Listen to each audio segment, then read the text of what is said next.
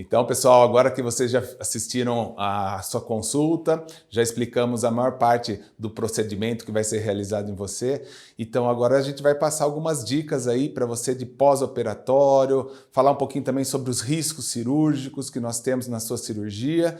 E qualquer dúvida que vocês tiverem depois ainda, vocês têm toda a chance e direito de vir ainda perguntar novamente para mim aqui, tá bom? Então vamos lá. A cirurgia que você escolheu vai envolver uma prótese de silicone, né? Então nós vamos falar todas as orientações, os riscos para essa cirurgia, para você se preparar para esse procedimento. Tanto quando você faz junto associado a uma mastopexia, que é o levantamento da mama, ou uma mamoplastia, ou quando é só colocada uma prótese de silicone. Os riscos que vão envolver vão estar basicamente direcionadas à prótese. Então a orientação para a sua cirurgia, principalmente a questão dos braços, né? Não pode abrir, erguer, carregar peso, deitar de bruço, deitar de lado e dirigir por 20 dias. O resto pode, então tem muito mito que não pode fazer nada, também não é assim. Então tudo que for aqui e aqui, pode fazer no dia seguinte, girar, desde que o braço esteja ao longo do corpo. Essa parte do antebraço você pode mexer normalmente. E isso possibilita que você faça 80% da sua vida. Comer, escovar dente, digitar, mandar WhatsApp, né, que vocês gostam muito, já acorda na anestesia mandando. Mas é uma coisa que você pode fazer sem problema, pode se limpar no banheiro, que é outra dúvida que o pessoal tem, se precisa de ajuda. Não, é muito tranquilo. Aliás, é vida normal daqui para baixo. Se não tiver nenhuma outra cirurgia associada lá, tipo abdominoplastia, alguma coisa, você pode andar, movimentar, mexer. Aliás, eu quero que mexa muito as pernas, movimente-se, para a gente evitar um pouco as tromboses e embolias. Então é super importante que você tenha uma vida normal a partir do segundo, terceiro dia. Claro que vai descansar um pouquinho mais no começo, mas eu quero que suas atividades sejam rotineiras aí. Com relação à atividade física, aí sim, nós precisamos limitar um pouquinho algumas coisas, né? Mas eu vou liberar rapidamente tudo. Com 15 dias já libero musculação de perna, caminhadas, eu já vou liberando algumas coisas para você fazer transporte sem braços, alguns exercícios legais para você poder manter o seu físico enquanto está se recuperando. Com 1 mês e meio eu já libero uma grande quantidade de atividades e 3 meses para voltar à vida normal.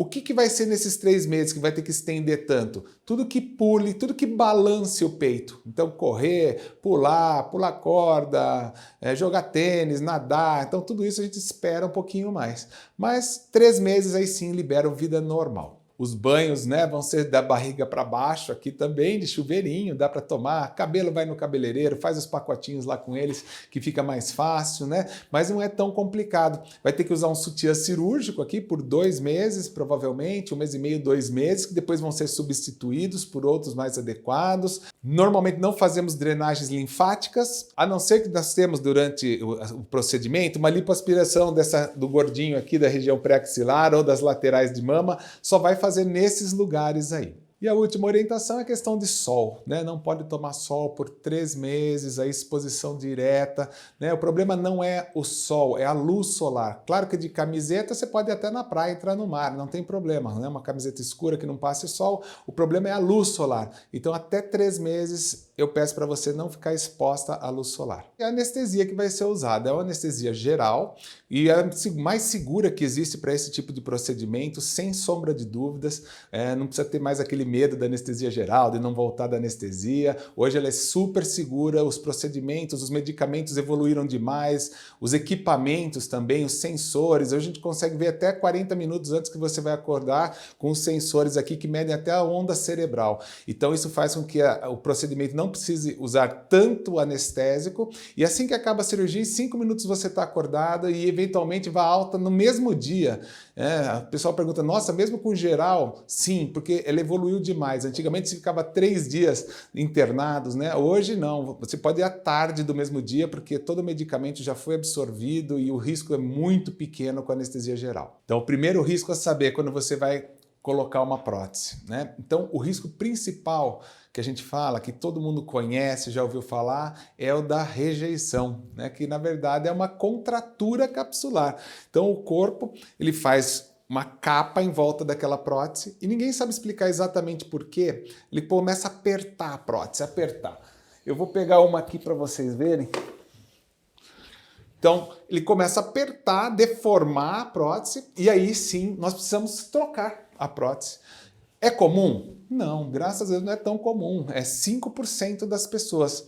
Né? Mas a gente fala não é comum quando é nos outros, né? Porque quando vira na gente é 100%. Então, a gente tem que saber na hora de colocar que é um corpo estranho, que ele tem esse risco, tem outros riscos que nós vamos falar a seguir, mas esse da contratura capsular é importante. Quando acontece, tem que trocar realmente, tem que trocar marca, tem que trocar posição de prótese, uma série de coisas. É um transtorno, sim, e ele pode ocorrer em qualquer fase da sua vida. Isso que o pessoal pensa, é no começo? Não. Aliás, é lá na frente, depois do sexto, sétimo, 1 ano, porque o corpo tem que organizar essa capa em volta da prótese para depois ele conseguir apertar.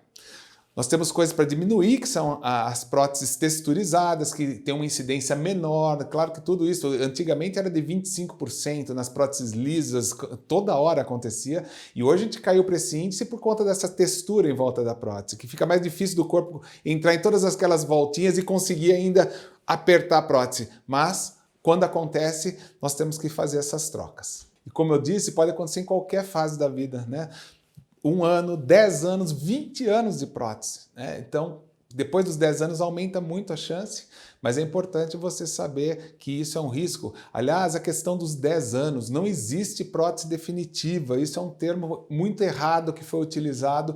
As próteses, claro que são seguras, mas mesmo as marcas de mais alta qualidade, que é lógico que vamos usar para você, ela não é um produto industrializado, e a própria representante, a Johnson, as marcas top, orientam a troca com 10 anos, mesmo tendo esse nome definitiva. Por que chama definitiva? Porque realmente elas têm melhor qualidade.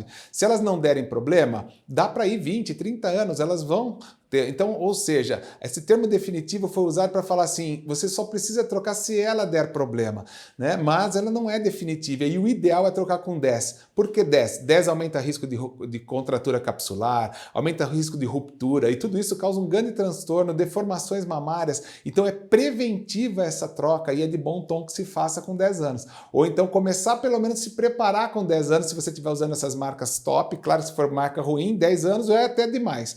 Mas se você está usando uma marca de grande qualidade, que é a que nós vamos usar em você, a partir dos 10 anos você não necessariamente tem que trocar, mas tem que começar a se preparar. E aí, a cada 2 anos, vão ser necessária uma ressonância magnética para você, se você quiser manter essa prótese ainda, 2 em 2 anos uma ressonância magnética até que você possa fazer sua troca. Na sequência, né, vamos falar então que já falamos da ruptura. O que é ruptura? É romper mesmo a cápsula da prótese, né? E quando ela rompe, é um problema, né? Você tem que trocar, obrigatoriamente. Ela pode romper quando? Qualquer momento também. É um produto industrializado, normalmente elas não rompem, tanto que as empresas top aí dão garantia vitalícia para você da sua prótese. Se ela romper daqui 30 anos, eles te dão outra. Por quê? Porque, lógico que poucos produtos no mundo têm garantia vitalícia, porque realmente eles confiam muito no produto e ela é bastante segura. E ela tem essa ruptura, por que você, mesmo que ela rompa, você não tem um risco tão grande iminente, imediato. Então dá para você fazer com programação essa troca, mas é importante que se troca. Por que não precisa? E aliás, por que evoluiu tanto essas próteses? O silicone interno dela hoje é coesivo, então ele não vaza, ele não esparrama para o seu corpo, ele vai ficar naquele lugar, né? Então tudo que, e, aliás, ele tem a tendência a voltar para dentro da prótese, que a gente chama de memory gel. Vou mostrar também um para vocês aqui, para vocês entenderem o que é isso. Aqui você vê, né, a prótese, eu fiz lógico um cortão aqui, gigante, esse paciente até fala que judiação perder uma prótese, mas para mostrar para você como que funciona, mesmo uma ruptura desse tamanho, que eu fiz um grande corte aqui, não sei se dá para ver bem no vídeo, mas olha só, eu vou apertar, você vê que ele sai, mas ele volta totalmente lá para dentro da cápsula. Isso que dá uma segurança muito grande, né, nas marcas de grande qualidade. Mas é claro, se romper, mesmo que seja um furinho mínimo, esse aqui é um cortão, mas um furinho mínimo tem que trocar. A cicatriz sempre é um risco em qualquer cirurgia, você pode ter uma cicatrização alargada, uma cicatrização escura, os queloides, né, que se você não souber o que é, pergunte para mim ou depois procure no Google aí, dá um Googlezinho para você entender o que são os queloides, é uma cicatriz ruim, que as pessoas são predispostas a ter, né, não é tão comum, mas existe, e as cicatrizes hipertróficas, que são que nem cordõezinhos assim, chatinhos, né, que deixa uma cicatriz não agradável. Claro que a gente vai fazer tudo melhor, ponto interno, cola, placa externa de silicone, pomada antiqueloide desde o começo, não vamos esperar ver se você vai ter ou não. Claro que nós vamos fazer tudo do melhor, mas mesmo assim tem pessoas que têm uma cicatrização não tão boa. Mais um risco então, né? O hematoma, que não é aquele roxinho não que forma, na verdade é um sangramento interno e você precisa voltar para o centro cirúrgico, né? É comum? Não, mas também não é tão raro. Então, às vezes um sangramento lá na parte interna, você tem que voltar para o centro cirúrgico, ver o que está sangrando, queimar aquele vasinho. Não causa nenhuma repercussão para você no seu pós-operatório. Então é importante saber antes, é raro, mas se acontecer com você, ninguém precisa envelhecer 10 anos, nem você, nem quem está acompanhando, vai saber que o procedimento é relativamente simples, é queimar um vasinho só, voltar por quarto, às vezes nem atrasa a alta, mas é importante para a pessoa saber que é um risco esses sangramentos internos aí. Não uso drenos, né? Então não tem os riscos dos drenos, então nem vou falar sobre esses riscos de drenos e próteses que são grandes por conta de infecções, mas aqui sem o dreno o risco passa a ser um sangramento mesmo só e a gente fazer o tratamento. E a prótese, pode deslocar?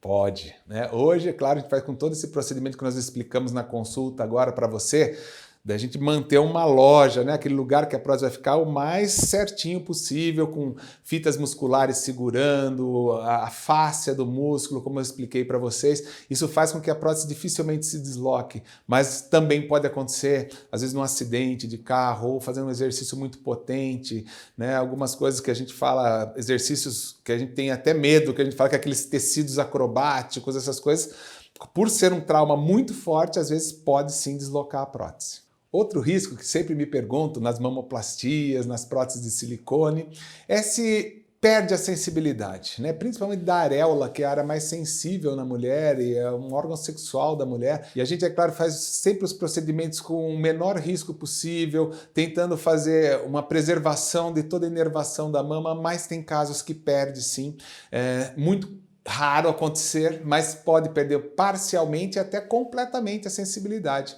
Normalmente é sempre de um lado só, né? Porque tem que ter uma alteração anatômica da mama, dos nervos, para isso acontecer, né? Não é normal acontecer. A maior parte dos pacientes voltam a sentir tudo normalmente, né? Algumas perdem só um pouquinho. Agora, perder completamente assim é bastante raro.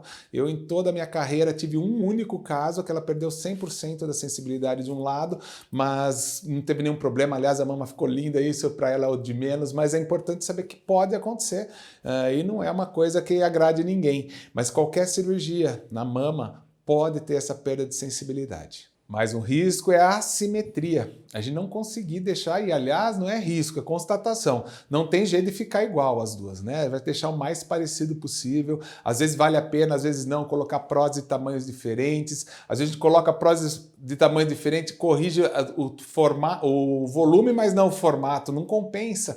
Então a assimetria, a gente sempre fala para vocês, se prepare para ter uma pequena assimetria, porque é normal. Mas pode haver grandes assimetrias por outros problemas durante a cirurgia, no pós-operatório, e aí sim será necessário um retoque. Mas é um risco sim da cirurgia de prótese de mama, principalmente quando é associada à mamoplastia, de ter assimetrias mamárias. Mas o risco do silicone, você vê que eles têm algumas coisas aí para saber, né? São os ripplings. O que é o rippling? É um enrugamento da prótese.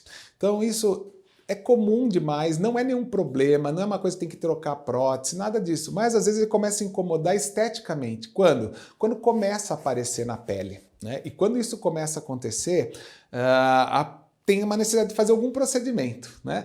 Essas dobrinhas, normalmente elas estão cobertas pela mama e isso não é identificado. Então você olha, você não vê.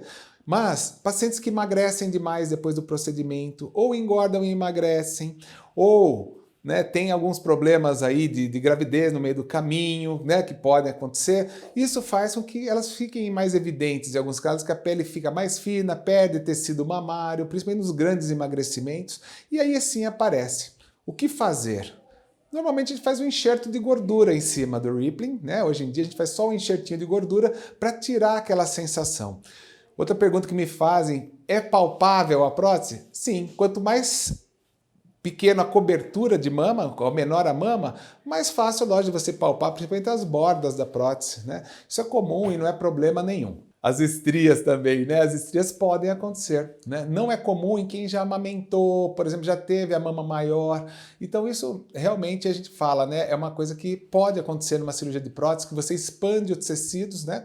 E isso vai formar as estrias. Qual a boa notícia? Se formar, é uma boa hora para formar, melhor que forme eventualmente depois da gestação, né? Logo que o neném nasceu, que você não pode tratar. As estrias vermelhas têm tratamento, então você pode usar um ácido, laser. O problema de você tratar quando você está amamentando é que você não pode queimar a mama, né? O neném está mamando. E quando você tem ela antes, você vai poder fazer o tratamento e elas ficam bem menos marcadas do que quando você tem que esperar ela se amadurecer naturalmente. Então, não que eu digo que é vantagem, que estria nunca é vantagem, né? Mas é a vantagem do tempo dela aparecer, sim. Né? Porque se você tiver agora na prótese, você ia ter na amamentação. Então, se você tiver antes, você vai ter chance de tratar, e na amamentação dificilmente vão aparecer novas, porque ela já rompeu as fibras. Ela tem uma incidência maior, quanto maior o aumento, maior o risco, claro, mas não é uma coisa tão comum também não. E a questão da queda da mama, é possível? Sim. O silicone segura a mama? Não. Aliás, ele é um peso extra ali. Então, a gente tem todos os nossos artifícios que a gente usa na cirurgia para tentar segurar, como eu expliquei na consulta, mas ele vai depender muito, é força da gravidade pura. Quanto mais pesado, mais vai cair. Não é porque é um silicone que você vai falar assim, nossa, com silicone não vai cair? Vai sim, e até um pouquinho mais rápido, né? Por isso que a gente fala que tem que usar os sutiãs, né? Nós vamos falar um pouquinho nas orientações pós-operatórias, e sempre, não só depois da cirurgia. Quem não usa sutiã, o sutiã cai. O peito cai, só quem não tem peito que não cai, né? Então é importante o uso do sutiã sempre, até para dormir. Né? Agora, a queda mamária, a gente não fala que é risco, na verdade é uma coisa que, constatação. O que pode aumentar sim o risco de quedas? Aí sim passa a ser um risco. É o engordar e emagrecer. Isso é um grande problema.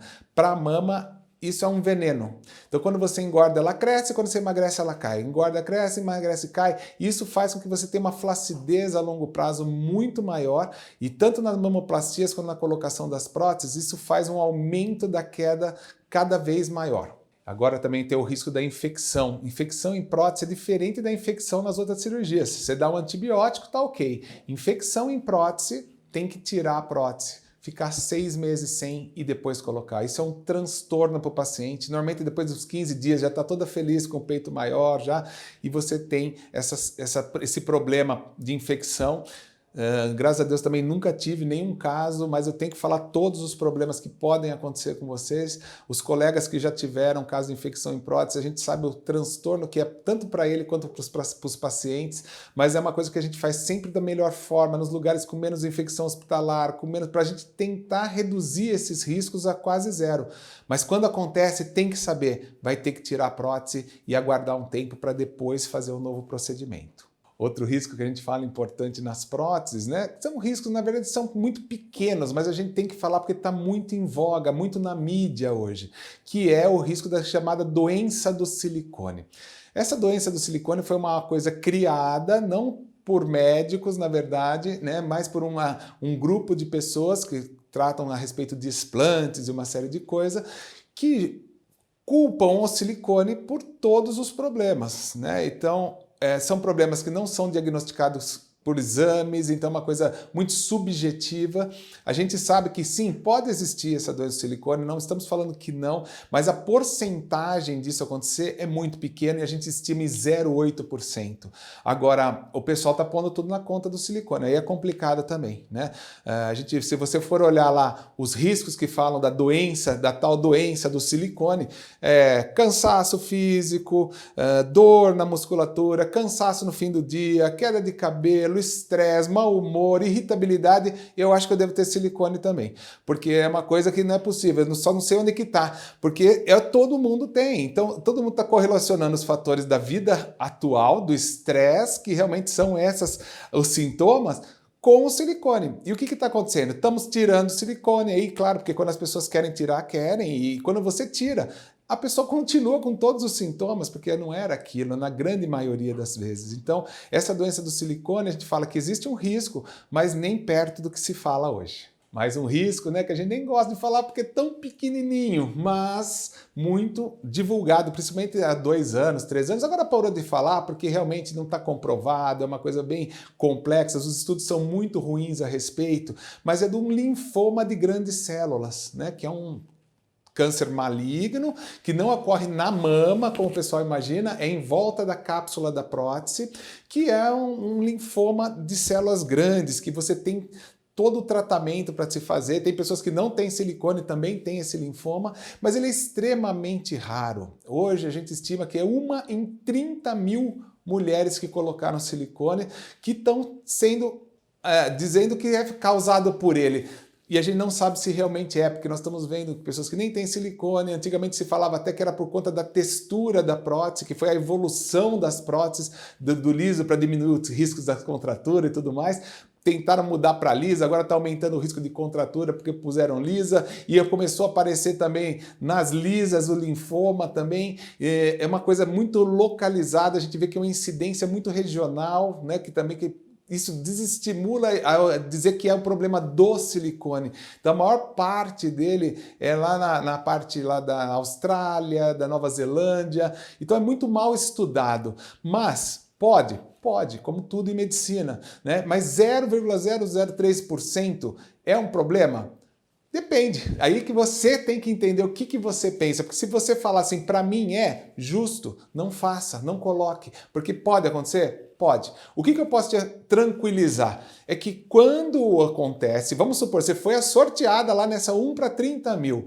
O diagnóstico é muito simples, né? Não é o câncer vai evoluindo e você não percebe, não, é muito rápido, começa a doer, a mama cresce, aumenta a produção de líquido lá dentro, então o diagnóstico é muito rápido e o tratamento também é muito simples, com cura em 95% dos casos, né? Então, se você tiver nesse 0,003 aí, né, ainda tem toda essa chance de 95% de cura, então é uma coisa que, e sem quimioterapia às vezes só retirando a prótese já está resolvido, e a cápsula, então não é uma coisa, claro, para se preocupar, mas eu tenho que falar, vocês vão até que assinar termos, porque foi muito para a mídia, então até a Sociedade Brasileira de Cirurgia Plástica formou termos para vocês terem que assinar, que estão cientes desse risco, apesar de ser irrisório. Tem um risco que a gente tem que falar hoje, é bem explicado nas redes, em todo lugar, né? Porque está se falando muito a respeito, que aumentou a incidência, não só por causa das cirurgias, né? Até por voos, até o Covid aumenta, que é a trombose. O que é a trombose? A trombose é um coágulo que se forma em uma veia profunda das pernas, normalmente, e isso faz com que você tenha um problema na circulação. A trombose nem é tão problema, que você pode tratar, ok. O problema é se ela soltar um coágulozinho e ele ir para o pulmão. E aí ela vira uma embolia pulmonar. Isso pode acontecer em qualquer procedimento de grande porte, muito comum, do mesmo jeito que numa viagem até o Japão, por exemplo, você pode ter também, chegar lá e ter. Mas a embolia é uma coisa muito grave, por isso que você vai ver que a gente faz uma prevenção muito grande, você vai usar meias elásticas, uma bota pneumática que vai massagear a sua perna, aquecer durante todo o procedimento, para a gente diminuir esses riscos. Mas é um risco, né? E em alguns casos a gente tem que usar até anticoagulante, dependendo do tamanho da cirurgia, se a paciente é fumante, se a idade do paciente, o tamanho do procedimento. Então, esse é um risco que a gente sempre fala para vocês, que ele não é tão grande, mas que a gente tem que prevenir ainda mais, porque as complicações são muito trágicas e por isso que nós vamos pegar muito forte nessa questão, por vocês para andar logo depois que você acorda da cirurgia, vai ser super importante a deambulação precoce e todos esses outros procedimentos que vão estar aí para te proteger. E os outros riscos, né, existem, claro, como de qualquer cirurgia, que é infecção hospitalar, né, sangramento interno, que às vezes precisa voltar para o centro cirúrgico para queimar aquele vasinho que está sangrando. Não são coisas tão comuns, né? Os riscos com drenos eu não tenho, porque normalmente eu não uso drenos, quase 100% dos casos não uso drenos, então nem vou falar sobre riscos de drenos, mas que são bastante, e nesse caso nós não usamos, então não preciso falar para vocês. E é como qualquer cirurgia, tem bastante outros riscos menores, né, que não precisam ser explanados exatamente aqui, mas que vocês vão, com o tempo, saber aí. A gente vai fornecer para você por escrito tudo que nós falamos hoje de risco, complicações, e lá eu gosto que vocês leiam com calma, né? Vejam se não tem nenhum risco que te assombre demais, que você não queira fazer a cirurgia, e eu vou te esclarecer qualquer risco que precisar aí, vem aqui que a gente conversa direitinho. O resto realmente é bastante coisinhas, mas coisas simples, fáceis de resolver se acontecer, e assim, sempre importante lembrar que nós vamos fornecer todas essas orientações, esses riscos por escrito para você, logo após a consulta, para você ter em mãos, rever, pensar sobre esses riscos e ver se vale realmente a pena seu procedimento, tá bom? Estou à disposição para qualquer esclarecimento aí. Lembrando que aqui nós somos uma família e agora você faz parte também dela, né? Sempre nós vamos nos colocar no seu lugar, toda a equipe, para tudo que você for sentir, nós vamos entender o que você está sentindo, vamos estar preparados para te dar toda a atenção, todo o cuidado. Desde a internação vai ter uma pessoa lá te esperando para fazer sua internação. Ninguém toca em você antes de falar comigo no centro cirúrgico, né? Vamos conversar ainda, tirar suas últimas dúvidas. Depois você vai acordar da anestesia, nós vamos estar todo o tempo do seu lado, você vai acordar já encontrando comigo, uma pessoa conhecida, então você vai ficar bem tranquila. E também na hora da alta, né? Eu vou pessoalmente, ou no máximo quem vai é minha assistente principal, nunca você vai ficar desamparado em nenhum momento. Isso vai te dar uma tranquilidade muito grande e principalmente depois de saber todos os cuidados que vão ter, né? No pós-operatório também nós temos tudo por escrito para você, até o que vai comer nós temos lá, então vai ser uma coisa bastante tranquila. Tem a versão digital para você deixar no seu celular, então ali você pode consultar a qualquer momento e você vai ter sempre acesso direto a mim, né? No meu WhatsApp, todos os números que você pode imaginar, vai ser impossível não me achar. Espero que você tenha gostado dessa consulta, que eu tenha esclarecido todas as suas dúvidas, que essa apresentação também sirva para você entender o pós-operatório, os riscos que você tem e esclareça tudo antes de fazer sua cirurgia. Você vai ter o direito de esclarecer essas dúvidas também nos seus retornos, né? E quando você voltar aqui, nós vamos esclarecer 100% para você chegar super bem para a sua cirurgia. Um grande abraço e até mais!